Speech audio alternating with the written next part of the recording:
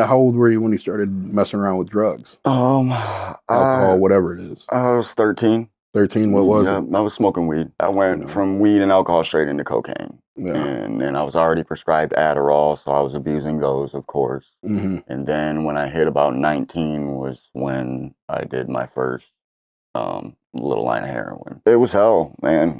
What I thought was fun soon turned into me dying and dying again and again and again and again.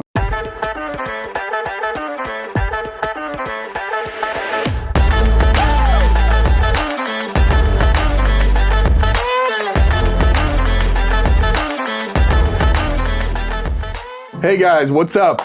Thank you for tuning in this week to One on One with Juan. As usual, I'm your host, Juan.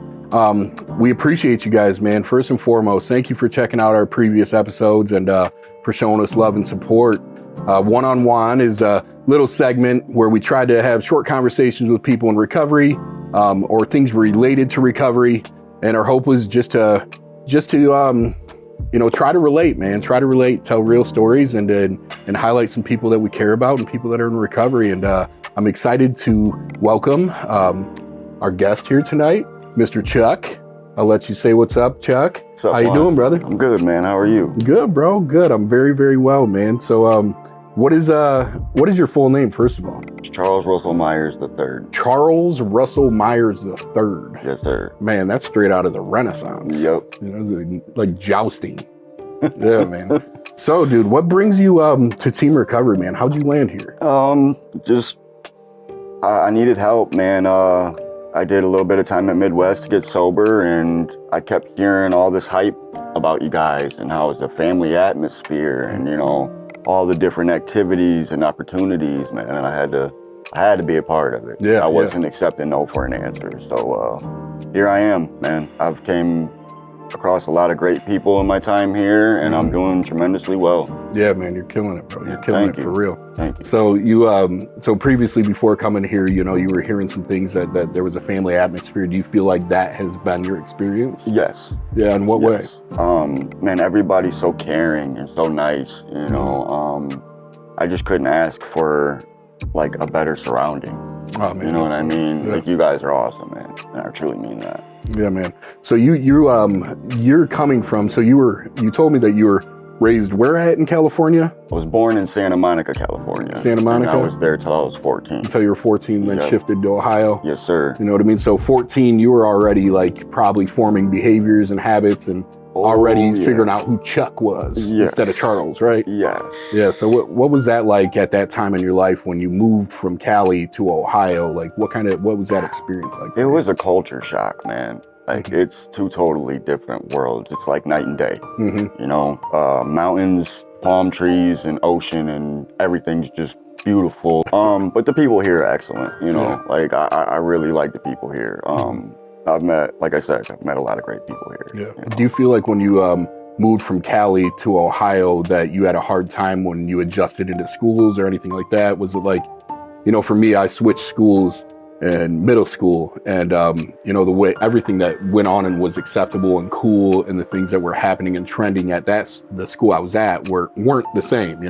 Right. I went to a school that was like dressing up in Abercrombie, and I came from a school that was like dressing in Nike and other things, and the culture was different. You know what I mean? I was like, man, where do I fit in here? Yeah, same thing. Out there, it's really all about the Chuck Taylors and the Dickies, man. Mm-hmm. When I moved here, that was all I wore. Yeah. And like you said, I ended up moving to Springfield local schools, and they were all about Abercrombie and Hollister, and I didn't have none of that. Yeah. So it was tough, man.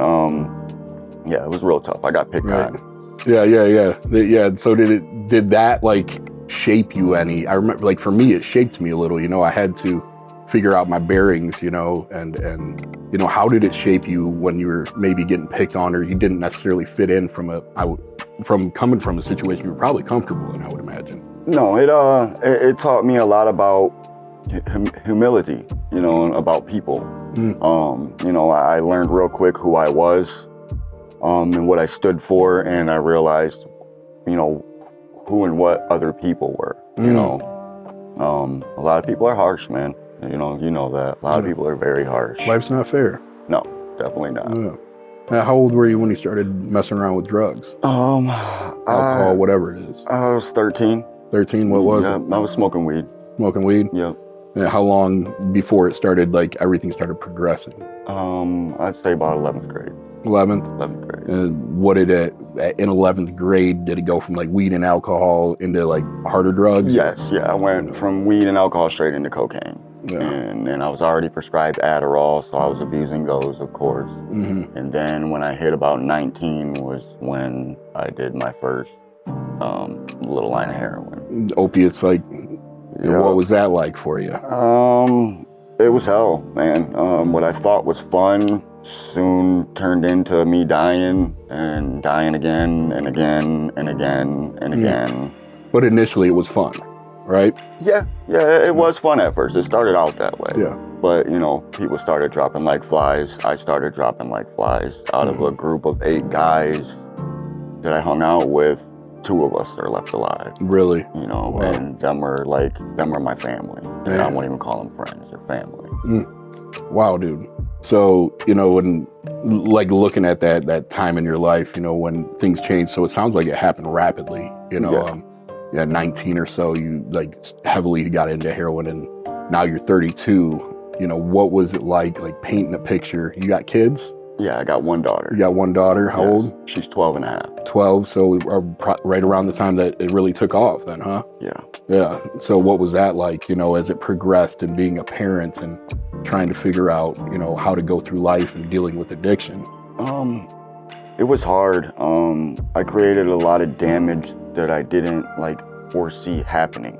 Mm-hmm. You know, I created a lot of pain. I was unhappy with the things that I had been through in my life, all the pain in my life. I didn't know how to deal with it. I didn't know how to talk. Mm-hmm. I didn't know how to ask for help. I didn't have the help. So yeah, I mean, I made a mess of everything. It was really hard. Did you feel like you just couldn't catch a break type of deal? No, I couldn't. And every little thing I did was wrong, you know, in my kid's mom's eyes, you know, which she had every right. Right. She wasn't into the drugs and everything. She didn't understand. Right. You know what I mean? Right. So yeah, it was pretty hard, man. My daughter's been through a lot because of it, you know, like, but thankfully she's smarter than me, you know, she sees and she does well in school and she's nothing like me. And I'm so thankful for that. Right. Right. Yeah. So as you, you know, getting sober, man, like something highlighted for me, you know, you talked about a lot of the things you went through and the pain you went through. You know, what changed for you? Because, you know, life hasn't changed around you, right? Right. That's like one of the things, like, you know, life is still happening around you the same way it always has, you know, like what changed for you to be able to relate to life a little bit better, or pain or hardship, you know? I just got tired of going through the pain, man. It took me a long time to figure out that the only one that could change my situation was me. And, you know, once I figured that out, and then I had the right environment and the right set of people around me, now this, you know, the skies are limitless for me. You know what I mean? Right. But it took me a long time, long time. You had to figure out how to take responsibility of the things that you're going through or how Yes. life's happening. Yes, and I had to stop blaming everybody else and take a real good look at the guy looking in the mirror. Dude, you know? that's like a common thread, right? Yes. That's a pretty general and common thread for people in recovery, that it's hard for us to accept full responsibility for our lives. You know? Yes. You know, looking back now, we're looking forward and just trying to think of something that you want to offer the world and the way that you want to lead your life. You know, what are some things that you're like steadfast, focused on, and you also want to leave as a message for other people, you know? That's a good question, man. I actually want to work in this field. I want to get my CDCA. I want to help people like me. I mean, I even want to like go to middle schools and high schools and talk to kids. Yeah. Try to reach, you know, maybe not everybody, but if I could just reach that one that was like me, you know, I think that would make all the difference. Just have an impact on one person, bro. I love it, dude. So, you know, is there, what's your daughter's name? Her name's Ava. Ava? Yep, Ava You know, Grace. I think it's a really good opportunity really quick, but I just had to press, you know, if you had a message or something you wanted to tell Ava, you know, what would you tell Ava? I would tell her to pay attention to your surroundings and to utilize your surroundings. Just keep the good heart she's got in her chest, man, and the good mindset that she has. You know, like she's a beautifully amazing person. You know, dude, I appreciate you, bro. I appreciate you very much, man. Appreciate you too, man. I you know, first of all, I want to like talk to the viewers, but first I want to give a message to Ava, you know, and say something. I don't know if you can show her this, Chuck, or not, but you know, I'm so thankful that your father's doing well and understand the hardships of what it's like to go through what you're going through. My son, too, grew up and had some of those difficulties. So hearing all the things that your father just shared, I just commend you and I encourage you to just keep going. And Thank you. I'm so proud of your dad, and I hope that you are too. And to all the other viewers out there, man, I just want to say thank you for tuning in. Anybody in recovery that's out there, or somebody that's in active addiction or struggling with getting sober, if you need anything, please reach out. Give us a call, 419-561-LIFE or 419-561-5433. Do me a favor, smash the like button, go into the comment section, leave Chuck some love, tag me, do something, start a conversation. We'd love to hear what you got to say about any of this. If you can relate, share it with other viewers, please, guys. And until next time, man, it's one love. Peace out.